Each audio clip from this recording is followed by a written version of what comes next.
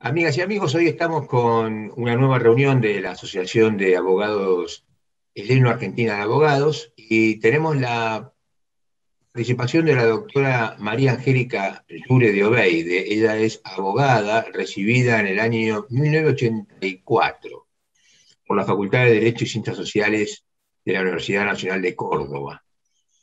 Actualmente trabaja en el Poder Judicial como fiscal de cámaras de familia en la ciudad de Córdoba y lo viene realizando desde abril del 2011. También se ha desempeñado anteriormente en cargos judiciales y en el año 84, en 1984, a ella, además de recibirse de abogada, ha recibido distinciones como, por ejemplo, ha sido abanderada de la Facultad de Derecho y Ciencias Sociales de la Universidad de Córdoba, y también, debido a los méritos académicos, ¿no? de estudio, también fue escolta en la Universidad Nacional de Córdoba por la universidad en la promoción de 1984. Tiene premios y antecedentes, escritos doctrinarios y comentarios a jurisprudencia, participante y disertante en congresos y seminarios, y gentilmente conversará con nosotros acerca del rol del Ministerio Público Fiscal en la ciudad de Córdoba, la participación del Ministerio Público Fiscal conforme los lineamientos del nuevo Código Civil y Comercial. En consecuencia, doctora Llure, estamos gustosos de escucharla. Adelante, por favor. Perfecto. Bueno, gracias por la introducción. El tema que nos convoca es muy particular en Córdoba porque yo no hace mucho tiempo, creo que hace 2 años, estuve en La Plata dando justamente una charla sobre el rol del Ministerio Público Fiscal que fue convocada a nivel nacional para que expusieran los fiscales no penales. Es decir, siempre cuando uno refiere a la palabra fiscal, tiene una connotación netamente ligada, digamos, o naturalmente ligada al derecho penal. Entonces, visibilizar los otros roles, digamos, de fiscales no penales, cuestan mucho y sobre todo cuestan mucho en familia. El doctor recién me decía que él hace mucho derecho administrativo y también están los fiscales contenciosos administrativos, que son no penales. Están los fiscales civiles, que son no penales y que están interviniendo muy activamente hoy en materia de ambiente, por ejemplo, también ejerciendo muchas veces las acciones colectivas, que incluso están llamados a ejercer en pos del consumidor. Es decir, se va visibilizando cada vez con mayor extensión, digamos, la figura del Ministerio Público Fiscal no penal, y se va visibilizando también en materia de familia, y sobre todo en Córdoba, porque yo cuando fui a La Plata, buceé en todas las leyes que rigen en la provincia de Buenos Aires y en Cava, y no encuentro, o sea, encuentro la participación del Ministerio Público Fiscal, pero no es tan neta y tan tajante como en la ciudad. Yo ejerzo en Ciudad de Córdoba, ¿no? Soy la única fiscal de cámaras de familia de la Ciudad de Córdoba, no hay otro fiscal de cámara de familia, después hay en el interior, pero ya fiscales que tienen competencia múltiple, penal, laboral, de familia, es decir, tienen otras competencias, es decir, la única en la ciudad y en la provincia con un neto rol de familiar, lo tengo yo, digamos. Y también, que estoy hace 10 años en este cargo, vengo por una base del derecho civil muy importante, en el sentido muy importante porque está bueno estar en familia, pero la base que uno también trae del derecho civil, yo trabajo hace 27 años en tribunales, me ha permitido compaginar ambos derechos, porque en definitiva el derecho de familia es un desprendimiento del derecho civil, que es el derecho madre, y tiene en cuenta muchos caracteres especiales referidos justamente al solo hecho de que una persona ocupe un lugar dentro de la familia. Entonces, eso ha permitido desgajarlo del derecho civil, dándole un matiz especial, digamos, como derecho que ya viene hace rato como rama especial. Entonces, me han servido ambas experiencias y he podido unirlas, y es muy bueno porque yo quiero explicar esto para que ustedes lo entiendan, cómo en Córdoba este rol muy específico y activo que tiene el Ministerio Público Fiscal no lo he visto reflejado ni en las leyes que rigen a nivel en la provincia de Buenos Aires, que incluso no han adaptado en forma tan, podríamos decir, acorde todavía al nuevo Código Civil las leyes procesales. Nosotros apenas salió el nuevo Código Civil, que ya nos rige hace 5 años, siempre decimos que es nuevo código, pero nos rige ya hace bastante tiempo.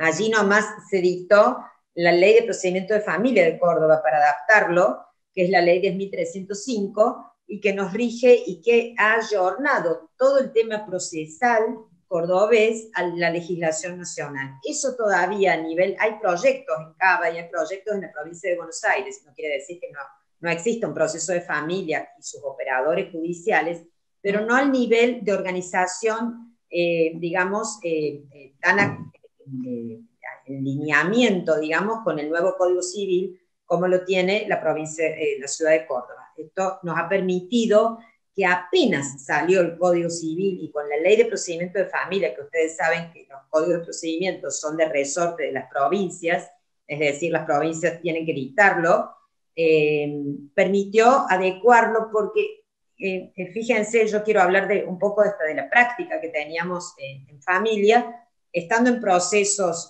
ya que venían de años, procesos de divorcio, de filiación, de una determinada forma, sobre todo en materia de divorcio, con las causales subjetivas y las causales que se admitían en el anterior código, en la Corte incluso empezó a decir que se aplicaba en forma inmediata el nuevo Código Civil y Comercial, o sea que transformaban esos divorcios subjetivos en objetivos, y estaban en trámite. Entonces, donde más tuvo impacto el Código Civil fue en materia de familia en cuanto a dos aspectos. En cuanto a cómo revolucionó aspectos referidos a las instituciones familiares y también, digamos, cómo repercutió, y también porque se estableció primero con los conceptos doctrinarios de la doctora Kemelmacher de Carlucci, luego asuntos que llegaron a la Corte diciendo que hasta que no hubiera sentencia firme, el código, el artículo 7 del código que dice que no se puede aplicar retroactivamente una ley, sí regía, no por eso implicaba aplicación retroactiva en las cuestiones familiares, debía aplicarse inmediatamente y los atrapaba, digamos, en el proceso aún en trámite. Yo hablo del divorcio para darles los conceptos más comunes, podríamos decir, que se dan en familia, aparte de otros que ya les voy a nombrar. Entonces hubo que realmente responder hasta planteos de inconstitucionalidades referidos a la aplicación retroactiva de la ley. Entonces estuvieron a nivel nacional estas autoras, Marisa Herrera, la doctora Kemelmacher de Carlucci, autoras de talla nacional y también provincial, muy también en sintonía para decir por qué estas consecuencias que estaban vigentes todavía en los procesos, se aplicaba de inmediato el Código Civil. Entonces esos procesos que venían con audiencia de vista de causa, con divorcio subjetivo, con las causales de adulterio, con causales de injurias graves, abandono, que ya tenían incluso testimoniales rendidas, pruebas rendidas, y donde se alegaba in voce en ese momento, y eso era de competencia de las cámaras de familia, quedaron atrapadas por la nueva legislación y esos divorcios se transformaron en divorcios sin causal subjetiva, es decir, el divorcio ya no tiene causa, puede ser unilateral o bilateral, y quedaban atrapados en la nueva normativa que, si bien al principio provocó varios problemas, podríamos decir, de incoación de inconstitucionalidades o de planteos referidos a cómo se podía modificar un proceso en plena etapa aplicándose el nuevo código a través de otras figuras, la verdad que es como que enseguida se canalizó y todos esos procesos siguieron con los divorcios sin causal, digamos, se transformaron en esta nueva figura. Esto en cuanto a qué refiero. ¿Por qué empiezo hablando de los divorcios en primer lugar? El Ministerio Público Fiscal no penal y sí de familia, en este caso, interviene, podríamos decir, yo no quiero aburrirlos con las leyes que lo refieren, pero tenemos dos diferencias, ya marqué las diferencias con la ley que nos rige a nivel de Córdoba y las que rigen en provincia de Buenos Aires y Cava. Pero también quiero hacer una diferencia a nivel constitucional. El Ministerio Público Fiscal está regido en el artículo 120 de la Constitución Nacional y habla de un Ministerio Público Fiscal bifronte, que es el Ministerio Público de la Defensa y el Procurador General, digamos, el que ejerce este cargo, podríamos decir, Ministerio Público Fiscal, que abarca todos estos fiscales penales o no penales, con todas las leyes que rigen que prevén su actuación. Pero este órgano bifronte no tiene que confundir. Entonces, por un lado está este Ministerio Público Fiscal y por el otro lado está el Ministerio Público de la Defensa, que hacen a los asesores de familia, los que ustedes a veces se refieren como asesores de incapaces, consejeros de familia, que es otra figura que hace más bien a la protección y a la tutela de cuando intervienen personas menores de edad o incapaces. ¿Bien? Esa es otra rama del Ministerio Público que está reglada en el artículo 120. Esta rama a la que me refiero es la otra y que tiene una mirada muy particular en la Constitución Nacional porque es un órgano extrapoder. No forma parte integrante del Poder Judicial y tiene determinadas justamente independencias que refieren a este órgano extrapoder. En Córdoba está regido en los artículos 176 y siguientes de la Constitución de la provincia de Córdoba y es un órgano integrante del Poder Judicial, no es un órgano extrapoder, está regido expresamente y refiere también a cómo está compuesto por el fiscal general, los fiscales y por leyes especiales que ya lo rigen a partir de digamos, de su previsión en la Constitución provincial. Entonces, yo quiero distinguirlo de que no referimos al Ministerio Público Fiscal como estos asesores que también tienen una gran función, pero desde otro punto de vista tutelar de los intereses cuando intervienen niños, niñas y adolescentes, por ejemplo, para dar un caso. Acá, el Ministerio Público Fiscal Familiar interviene en defensa de los intereses generales de la sociedad, no del Estado. A veces se confunde, no quiere decir que defienda los intereses del Estado, sino que interpreta en materia de lo que se llama el orden público familiar, porque en materia familiar existe un orden público que es resguardado por el Ministerio Público y no en todas las causas familiares. ¿Y por qué empecé hablando del divorcio? Porque tanto en el divorcio como en otras causas que les voy a nombrar, está en juego el estado de familia como atributo de las personas. El lugar que ocupa uno en la familia es un atributo. Y el atributo, yo fui profesora de privado 1, en su momento Derecho Civil 1, privado 1, parte general, que es podríamos decir allí donde la premisa de todos los otros derechos, es el atributo de las personas es algo inalienable, que viene con la persona por el solo hecho de serlo. Y la persona, por el solo hecho de serlo como tal, ocupa un lugar dentro de la familia. Y eso es un atributo que es indisponible, que no puede, por la sola voluntad de las personas, cambiarse o pasarse de un estado de familia a otro, sino que tiene que intervenir, porque ahí está en juego el orden público.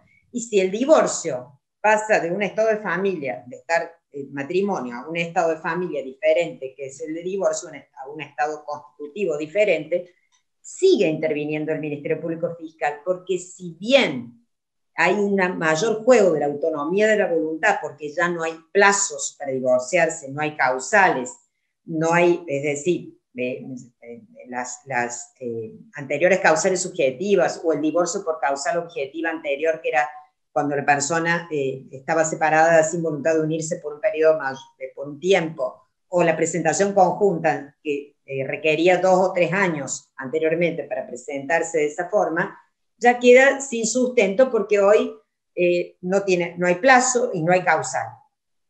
Esa autonomía de la voluntad que las personas hoy tienen de decidir del modo como se quieren divorciar o el tiempo que ya no está regido por el derecho, no quiere decir que el divorcio no siga siendo judicial y donde siga habiendo un cambio del Estado a otro. Entonces, por eso el Ministerio Público Fiscal, aún haberse abreviado y sacado todos estos obstáculos que tenían las personas para decidir sobre su propia vida, en qué momento poner finiquito a una relación matrimonial, no quiere decir, como les vuelvo a repetir, que se tenga que plantear judicialmente y que tenga que intervenir un ministerio, en este caso de familia, para resguardar este interés público familiar que sigue vigente como acción de Estado también de familia.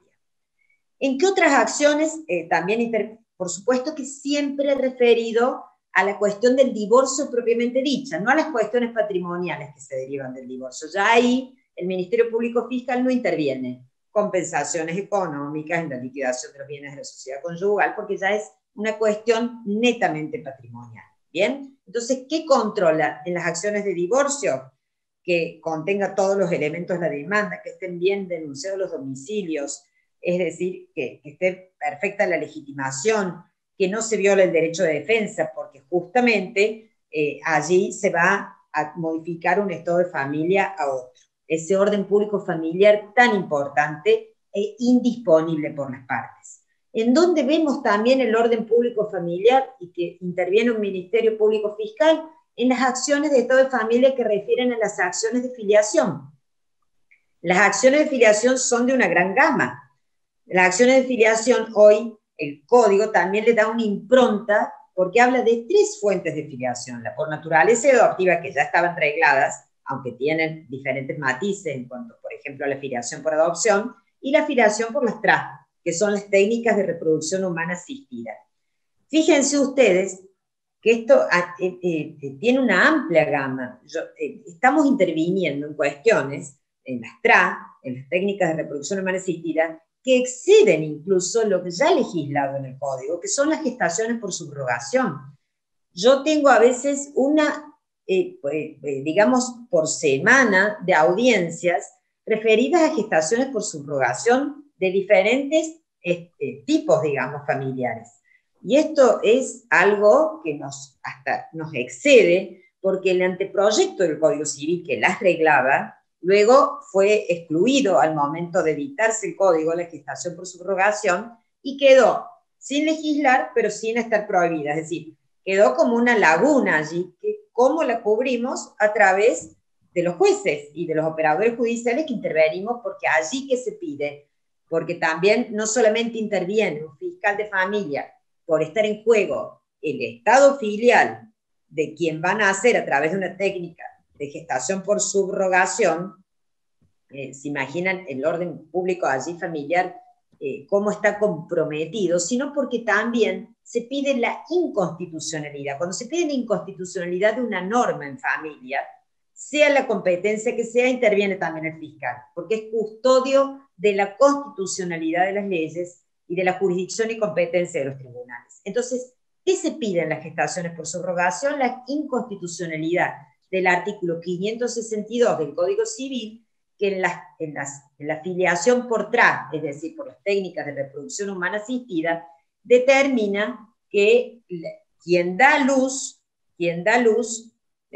digamos, es la quien va a ser asignada como progenitora del niño nacido a través de esa técnica.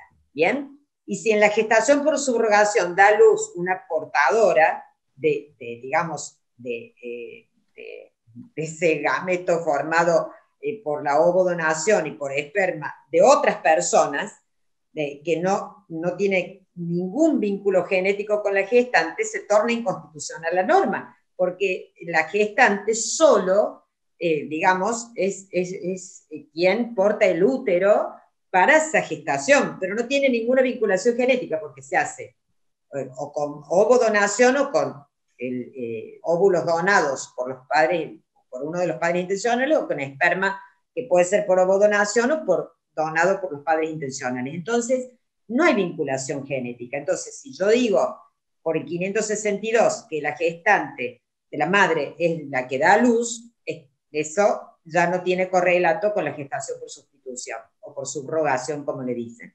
Es decir, tenemos absolutamente temas que nos exceden y que tenemos que mirar en el caso concreto para que no haya ninguna vulneración de este orden público familiar en este tipo de acciones, que yo desde ya les digo que en la mayoría, cuando están bien las cosas, porque tenemos un equipo técnico de psicólogos, asistentes sociales, interdisciplinario, que determina si realmente esto se entiende tanto por quien va a gestar como quien, estos padres comitentes, también establecen esta especie de convención, este pacto tendiente a la gestación por sustitución. Esto para darle un caso inédito, digamos, que siguen así como existen a nivel nacional. Yo hablo de la ciudad de Córdoba porque la verdad que estamos siempre en vanguardia en muchos temas y yo soy muy abierta en estos casos, muy abierta, digo, quiero decir que cuando realmente está justificado, y los tribunales de Córdoba hasta ahora no han dejado de emitir un caso cuando están los recaudos, ¿bien? Es decir, que tenemos muchos casos en la ciudad de Córdoba con diferentes matices fácticos y jurídicos. Las acciones de filiación en general, la acción de reclamación de filiación, interviene el Ministerio Público Fiscal, la acción de impugnación de filiación, la de impugnación de reconocimiento y de la acción de filiación presumida por ley. Cuando un niño o niña adolescente es reconocido por una persona que no es el padre, o nace dentro de un matrimonio y no es hijo de uno de los miembros del matrimonio, estas acciones que refieren al estado civil que ocupa un niño o adolescente, o cuando ya viene por derecho propio, digamos, a impugnar o a reclamar la paternidad. Esto nos compele muchas veces en las audiencias a informar a las personas, porque se imaginan quien pone en jaque su propio estado de familia, y tenemos a veces niños que no están enterados que este progenitor no es el progenitor, y que estamos dentro de una audiencia donde le tenemos que preguntar si al niño, primero los adultos, si este niño está enterado que este progenitor que vamos a desplazar no lo es, qué pasa con su apellido, es la vida misma. Y ese es el orden público familiar. No es algo abstracto, sino algo que lo traemos al proceso y lo ponemos en juego todos los operadores judiciales. Desde la impronta mía, ¿qué hago? Trato de interpretar ese interés general de la sociedad en el caso concreto, para determinar qué es lo que más le conviene a la persona que acciona, para que se vean debidamente resguardados sus derechos. Para darles un ejemplo, esta mañana, dentro de una audiencia, donde era desplazado un progenitor por haber reconocido a un niño que hoy ya es mayor de edad y que venía por derecho propio a incoar la acción contra el reconociente, quien siempre fue su papá, pero él supo que no lo era, ¿bien? Entonces, incoaba la acción contra el reconociente y contra el progenitor biológico, ¿bien?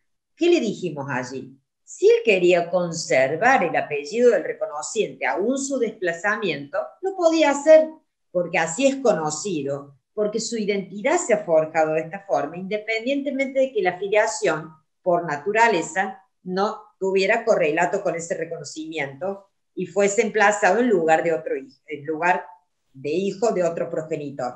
Entonces, son todas cuestiones que hacen a la vida de las personas. Y esas cuestiones no las podemos, digamos, si no somos coherentes y no vamos al fondo y no somos profundos en estas cuestiones, estaríamos como despreciando lo que es la vida de las personas, lo que comúnmente les sucede en su vida, que es esto, la identidad, el lugar de familia.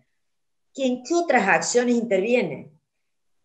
Por ejemplo, en la ejecución de sentencias extranjeras, en la inscripción de un matrimonio, cuando viene, ¿por qué? Porque interviene un fiscal, porque tiene que pasar por el tamiz esas sentencias dictadas en el extranjero, o una inscripción de un matrimonio, o una sentencia de divorcio extranjero, por el tamiz del orden público familiar, para ver que no esté en contra de alguna ley de orden público dentro del Código Civil, para que esa sentencia o esa documentación extranjera sea susceptible o no de ser inscrita. Es lo que se llama comúnmente el exequatur, ¿bien? Entonces, tiene que hacer ese control de legalidad, bajando a un caso concreto también. he tenido casos de adopciones en el extranjero, por ejemplo, muchos casos, pero por ejemplo eran 3 niñas rusas que fueron adoptadas por una familia argentina y que fueron traídas al país ya con la sentencia de adopción rusa. Entonces, ¿qué se pedía? Que se anotara esa sentencia y que se le diera carácter de adopción plena a esa sentencia. No solamente que se anotara, sino que se le diera un carácter diferente al que se había dictado en Rusia. Yo, buceando en las leyes rusas, porque me tuve que estudiar, no ruso, por supuesto, pero buceando en esas leyes, vi que esa adopción ya tenía el carácter de plena. Entonces, que solo se tenía que inscribir la sentencia sin necesidad de otorgarle un carácter diferente.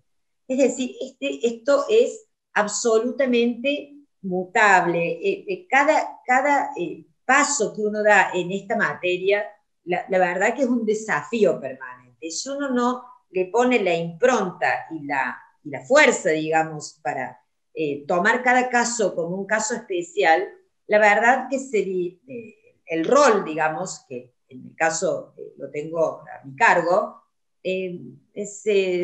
podría pasar hasta inadvertido. Es decir, si uno no se compromete con este rol y le da el cariz que debe tener, es lo que lo hace como un desafío, y porque tiene que tener este poder empático de ver cómo arreglarles la vida a las personas, esa vida tan íntima y familiar que sucede a cada día y que los toca tan de cerca. Es decir, no ser empáticos y no entender esa humanidad no tendría razón de ser, digamos, este cargo. Por eso, esa interpretación de los intereses generales de la sociedad, que uno pareciera que está allí en abstracto, ese orden público, baja al caso concreto. Por eso la participación en las audiencias y en todo el trámite del juicio es tan importante, ofreciendo pruebas cuando no se han ofrecido, en un ADN, es decir, si las partes no ofrecen el ADN, el juez lo puede hacer de oficio, o el Ministerio Público Fiscal puede hacerlo en el caso concreto para dilucidar la verdad biológica, casos que nos compelen permanentemente a todos los operadores judiciales. Por supuesto, yo hablo de mi rol y me comprometo en cada caso como un caso único.